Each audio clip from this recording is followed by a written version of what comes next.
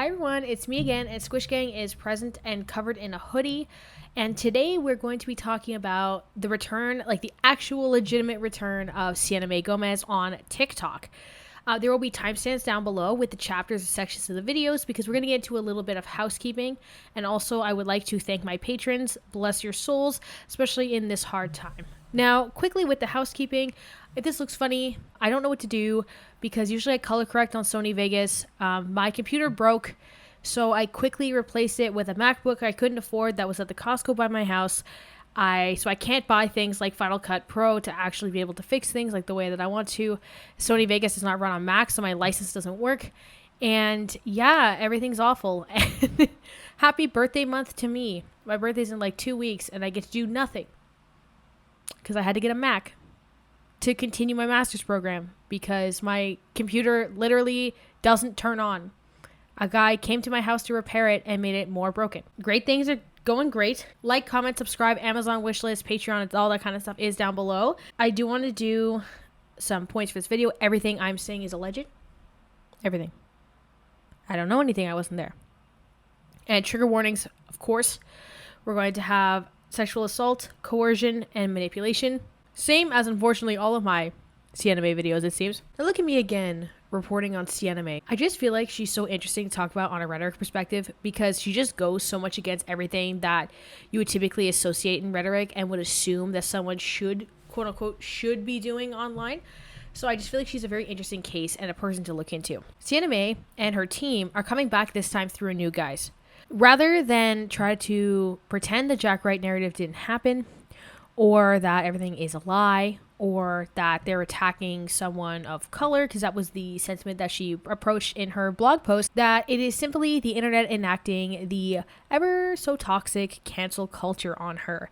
And that's what we're going to discuss in today's video. And this video too is going to be, I'm going to talk about in the third part, the rhetoric of why people can take this approach and how this approach is a little bit more common than we think. So the parts of the video are going to just a quick summary of what got us to this point.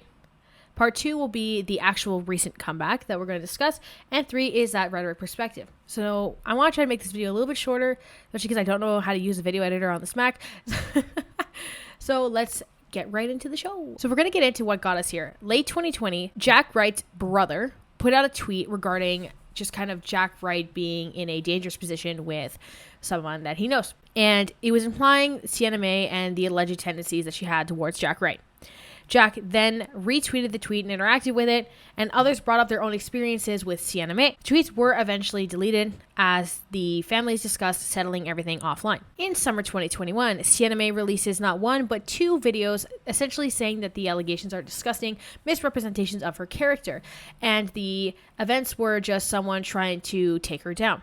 In the end of the first video, these are all deleted. I used to have copies of them and now I don't because they were on a solid state drive on a laptop that is broken, so I actually can't edit them in unless I find them from somewhere, so I guess we'll see what happens with that.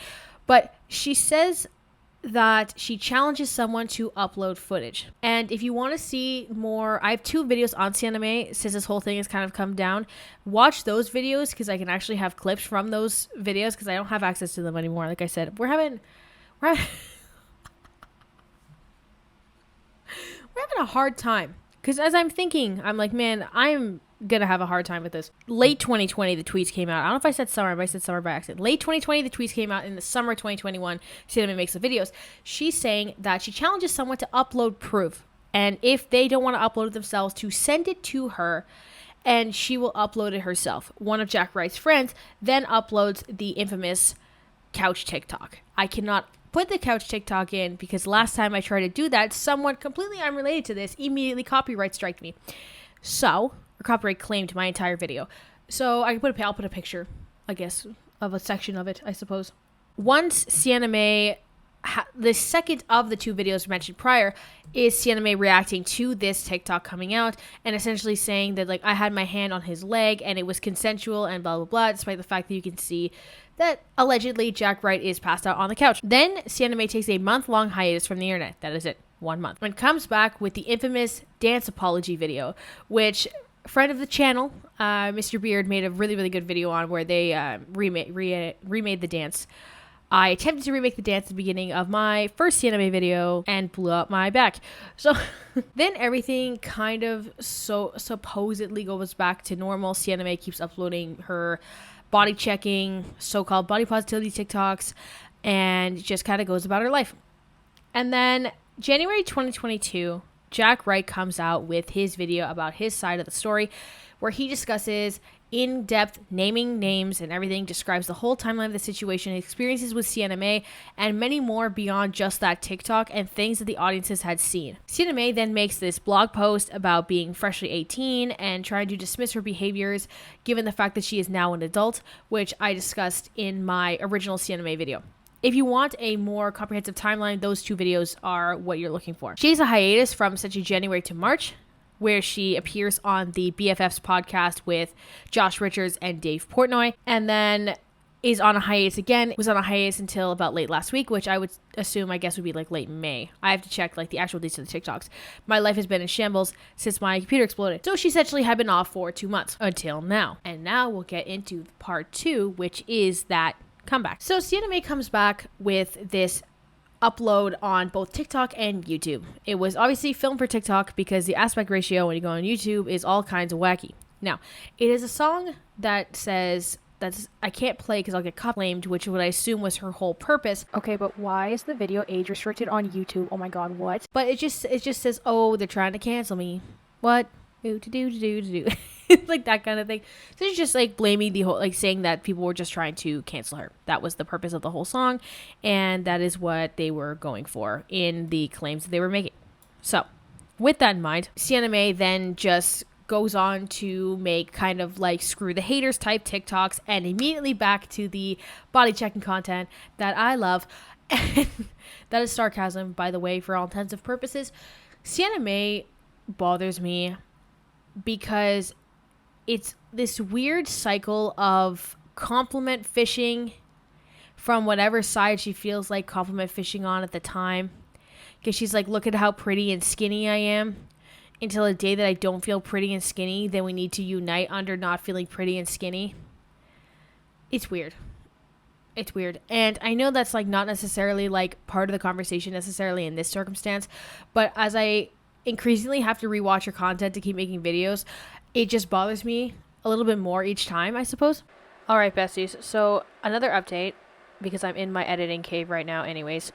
There are definitely people or Sienna or something monitoring the comments because they are far too positive for any discourse I have seen, especially because this is a TikTok where she's parading around a guy, which I feel like is not topical given the situation at hand. So that's just another part of it. And I have another update I want to talk about in a little bit as well regarding this whole thing. So then she begins to just keep posting like it never happened. This is after the last time we saw a direct post from her was this very quickly deleted YouTube short and perhaps TikTok where she was crying and essentially saying that she has no like will to do anything anymore. So now, instead of that, she's taking this so-called, like, the haters don't have anything on me approach, where she's supposedly putting on this, like, brave face. And here's the other update. There's this TikTok that I came across when I was in my editing dungeon, which is that Sienna is essentially saying that now she had taken the 5-month hiatus off of social media for the sake of her mental health, not actually admitting to the fact that she had been chased off the internet due to Jack Wright's allegations and the backlash that she was facing, and is actually recommending it to other people to make themselves feel happy. Now, I don't mind a social media break, but what I don't appreciate is this essentially the lie about why she was doing it and kind of trying to twist it into a good thing. And she even introduces herself. So I feel like this is a direct ploy for a new audience coming in, which I describe this phenomenon later in the video. Hi, for those of you that don't know me, my name is Sienna, and I'm going to rant about something really quick, and this is about social media. So I took 5 months off of social media, and I basically just lived my life. I prayed, I ate, I hung out with family, and I noticed that my mental health was doing really great then. I re-downloaded social media about a week ago, and today I had a mental breakdown just because, you know, obviously there's like where you see people and you compare yourself to them or to their life, to their boyfriend, whatever it is. But it was like today I was like, oh my god, like I have to post this, I have to do this, I have to stay up. Like it was fear of missing out on social media.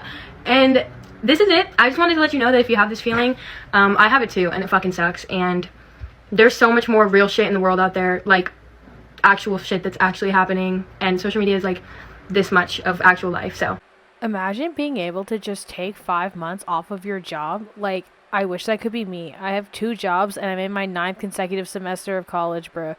But also, I want to add, it is really giving Jeffree Star circa 2020, when Black Lives Matter was happening, to, instead of addressing actual allegations, to dismiss as there are bigger things to focus on, like the fact that people cannot think of 2 things at once. I compare Sienna to the Jeffree Star way of acting later in the video, so I am really just getting my point proven completely indirectly, because this video wasn't even out when I was recording. She's trying to play her and her team, because this is the thing. This is a child. I don't care if she turned 18 like 35 seconds ago. This is a kid. All this happened when she was 16, 17 years old.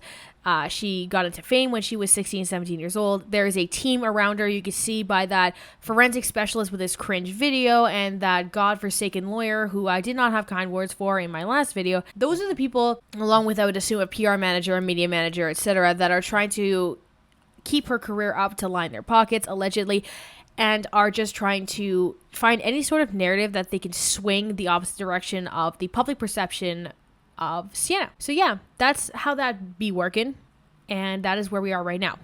Now, we get into the third part of the video. We're going to talk about the specifics of the cancel culture that she's discussing. Now, people are going to be questioning, how could you possibly, with any form of good conscience, come back? This is such a stupid idea, because people are going to know, people are going to talk about it, people are going to give you shit no matter what. Now, I'm going to call this the Jeffree Star effect, because it has been done before, where someone just keeps pushing, keeps ignoring them, keeps going on, and eventually you will recycle either your audience's opinions or you will gain a new audience entirely that are outside of the controversies. Because this is going to sound weird, but kids age into content as they progress, right? So obviously, like, if I make content for like people, typically my metrics are around people in their mid-20s. People will eventually be in their mid-20s. I know that doesn't really make sense, but that was kind of what happened with Shane Dawson, right? Whereas people that were older, that were aware of him in 2010 and were aware of how disgusting he was in 2010, made content, made the conversations about it, but then he just kept, Shane Dawson, by he in this case, just kept it pushing, and then people that were young when those first instances happened got into his content organically later, such people as myself, because when Shane Dawson was making his quote-unquote cancelable content, I was 10 years old, if that, a lot of the time. So the internet is starting to become something that's been around, and social media has been around for long enough that you're going to start cycling into new age groups for content. The voices of commentary creators and stuff like that who are kind of around to condemn these people are really important, though, so that those cycles are not continuously perpetuated, right? Which is helping for people such as Shane Dawson, who are not reaching levels of fame they were once reaching. Now, some may say that's cancel culture, and that's what people like Sienna would say is cancel culture. However, there is a necessity to condemn those that are needing to be condemned, because people like Foucault, for example, bring up the concept of that the powerful set the parameters for the rest of society. And social media, by design, is supposed to be something that can kind of level the playing field, given the ability of the audience to determine what accolades, fame, or wealth come to the person that they are perceiving. So as a result of this, social media is supposed to keep people in check. Cancel culture doesn't really work, because there will always be somebody for everyone. And it typically is something that the worst of the worst just throw around as a term for the sake of dismissal. Now we're going to get into a rhetoric essay. Now, I don't know if I can put the text on. I don't even know how to put text on screen, so we'll see how this works. Once the editing comes, you'll see obviously how it works out here. But we're going to read from an essay from the landmark essays of Rhetoric. I will link this down below. I always do. Not affiliate or anything. So I don't get any money if you buy it. I don't even get any click through if you buy it. It's just there for you as somebody would cite a paper normally. So this essay is called The Ideograph, A Link Between Rhetoric and Ideology by Michael Cavan McGee. Okay, so here's a section I want to talk about. There's a lot of notions to Marxist theory in this paper, which we're going to avoid, mostly because, one, I'm not going to assume people know Marxist theory. 2, Marxist theory is really complicated. And 3, Marxism as a concept, ideologically, is something that I have mixed feelings with. So I'm just going to read this small section here. So, because there is a lack of necessity in social control, It seems inappropriate to characterize agency of control as socializing or conditioning media. No individual, least of all the elite who control the power of the state, is forced to submit in the same way that a conditioned dog is obliged to salivate or socialized children are required to speak English. Human beings are conditioned not directly to believe and behavior, but to vocabulary of concepts, the function of guides, warrants, reasons, or excuses for behavior and belief. When a claim is warranted by such terms as law, liberty, tyranny, or trial by jury, in other words, it is presumed that human beings will react predictively and automatically. So it was that a majority of Americans were surprised, not when allegedly sane young men agreed to go halfway around the world to kill for God, country, or apple pie, no other particularly good reason, but rather when other young men displayed good common sense by moving to Montreal instead, thereby refusing to be conspicuous in civil war, which was none of their business. The end product of the state's insistence on some degree of conformity in behavior and belief, I suggest, is a rhetoric of control, a system of persuasion presumed to be effective on the whole community. We make rhetoric of war to persuade us of war's necessity, but then forget that it is rhetoric, and regard negative popular judgment as unpatriotic cowardice. Okay? So that sounds like, you're like, how are you relating Sienna Mae to Civil War of the United States? And I agree. Every time I read these, obviously I have an explanation afterwards. So McGee is having a conversation about the concepts of what is supposed automatic response, and that the automatic response is generated by the powerful. And in the case of Sienna Mae, she is putting herself in the position of the powerful given her large following, and given the fact that she has support from other people with large followings as well. As a result of this, Sienna is trying to dictate an automatic response. And she has seen from people such as Jeffree Star, another person in the social media powerful, that they have generated an automatic response of being able to dismiss things as cancel culture and say that people just want to quote unquote clout chase on their demise. As a result of this, Sienna Mae has switched to that narrative as well. And what allows you to work with the other side when you've generated your thought through the rhetoric of control is this ability to say that you want to be against said control. That there are some people with quote-unquote common sense that are not sheep and won't just follow the herd. You see what I'm saying? With rhetoric and conversation and with socialization, there's always going to be two sides of a coin. You can say or bet on an automatic typical response. This, if we go maybe to the pandemic, is something that the governments were hoping for, was that said automatic response. Then you can bet on the other end and profit and function off of the negative response, which is supposedly seeing the notion of the automatic response and outwardly rejecting it, which is something that a lot of propaganda generated media worked with for COVID conspiracy. This is kind of what Sienna Mae is trying to have her cake and eat it too in this way, where she is hoping for an automatic response with the cancel culture narrative, but is pushing through in a way that rejects the automatic response of consistency in thought in regards to how they believe in Jack Wright.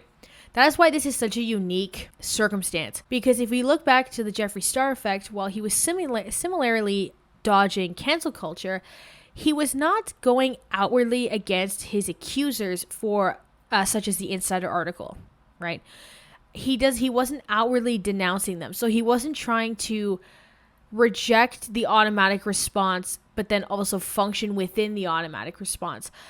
Jeffree was trying to function within the automatic response of being able to dismiss it as cancel culture. So I am by no means saying that Jeffree Star said anyone lied about the accusations, because he most certainly tried to go against them, but he didn't base his career further off of just making videos with receipts against people, at least as the last couple of years.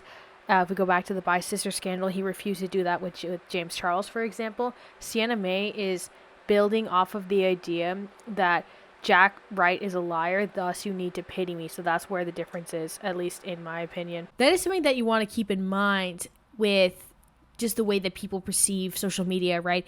Is you need to see, are they trying to follow in the pattern of somebody else who is powerful and has followed similar pathways to them? Or are they trying to just directly create the opposite response to kind of have this trendsetter, for lack of a better term, way of interacting with people? And that's what Sienna Mae's kind of trying to do both, which is weird. And I don't really know how to feel about it or think about it, but that's what I've noticed. A little bit of a shorter video, a little bit unhinged, because I'm looking at the Mac recording and I'm very nervous that it's not going to work. So that's my conclusion for this video. Comment any suggestions for content down below. I have a couple of ideas. Everything's been kind of a mess. Say preemptive happy birthday to me. My birthday's on the 24th of this month, if anyone's wondering. If they want to tweet at me on the 24th.